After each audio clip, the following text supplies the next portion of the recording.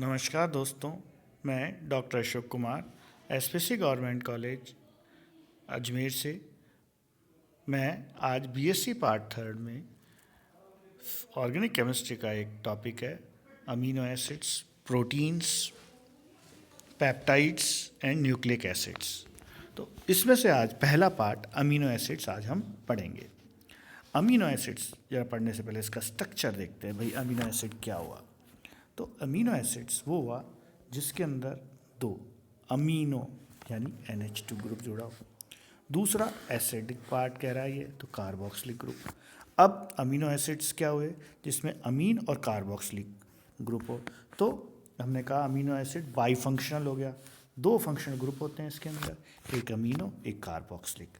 अब ये प्राप्त कैसे होता है, तो देखिए जब प्रोटीन्स को हाइड्रोलिसिस करते हैं, तोड़ते हैं प्रोटीन्स को, तो हमें पॉलीपेप्टाइड्स बनती हैं।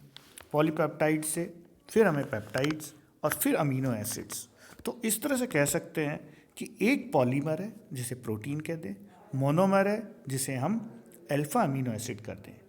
अब इसमें ये देखने की चीज़ है कि जो अमीनो एसिड है वो जिसे हम अल्फा पोजीशन पर रखते हैं कार्बोक्सिलिक एसिड पे, देखिए ये एसिड है, इसके पास वाले कार्बन को अल्फा, ये बीटा आगे इसका गामा अगर और भी कार्बन होगा, और डेल्टा।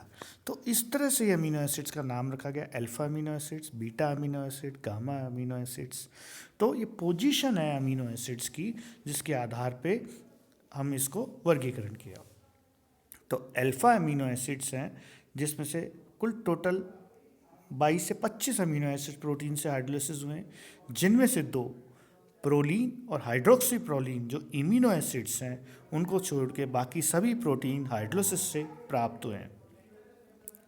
अमीनो एसिड्स जिसमें से 10 अमीनो एसिड्स जो हम बाद में पढ़ेंगे, जिसे हम टीवी मिल पाथ के नाम से जानते हैं, इनका एब्रीवेशन है, छोटा एब्रीवेशन है जिसके आधार पे ये कहा जा सकता है कि ये अमीनो एसिड्स 10 अमीनो एसिड्स जो हमारी बॉडी सिंथेसाइज नहीं कर सकती या करती है तो कम अमाउंट में करती है, मात्रा में करती है, जिसको प्राप्त करने के लिए हमें प्रोटीन्स की डाइट चाहिए जो डाइट में हो, और जिनको हाइड्रोलिसिस से प्रोटीन से ये अमीनो एसिड्स प्राप्त होते हैं।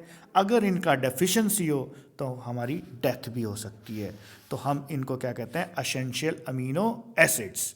अब अमीनो एसिड्स का ये स्ट्रक्चर हो गया।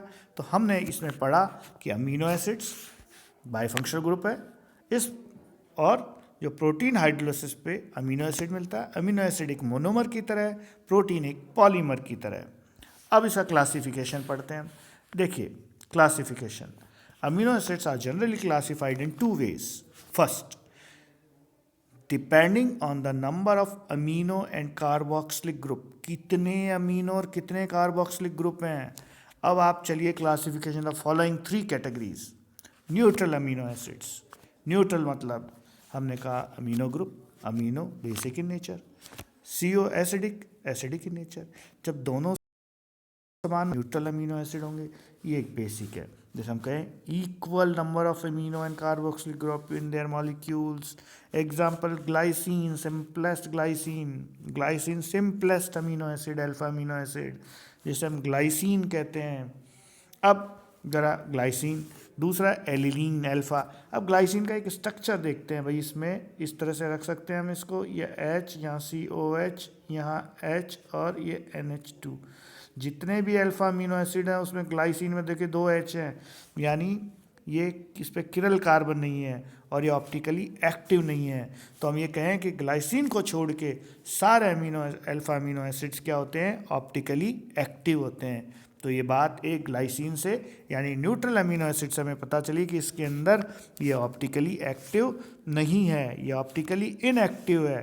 तो अब ये देखिए अल्फा अमीनो प्रोपेनोइक एसिड, ये एलिनीन है। इसके अंदर देखिए यहाँ इस H को कर दें, यहाँ H को रख दें, तो ये देखिए यहाँ अगर हम H रख देते हैं तो देखिए 4 ग्रुप, 1 2 3 ये और ये 4, यानी किरिल कार्बन हुआ।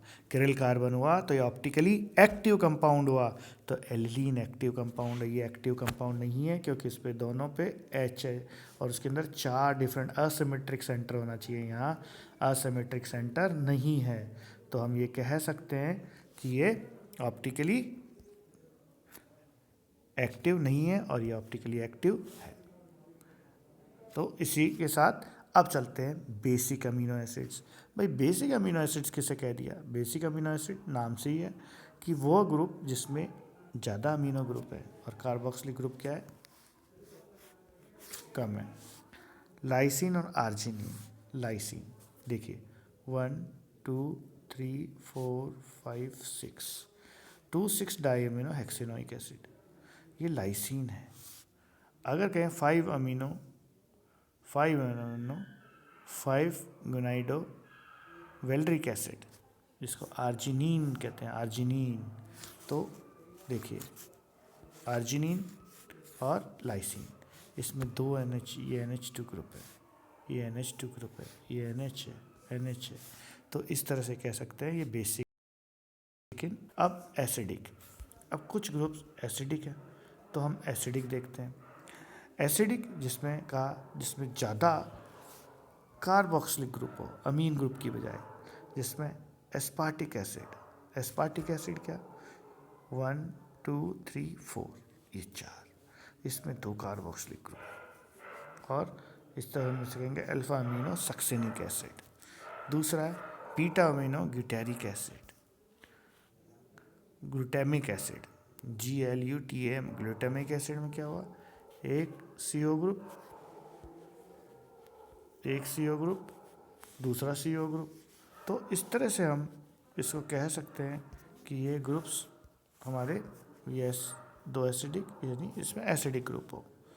तो ये हमारा हुआ टॉपिक कि भाई डिपेंडिंग अपॉन इस अमीनो एसिड क्लास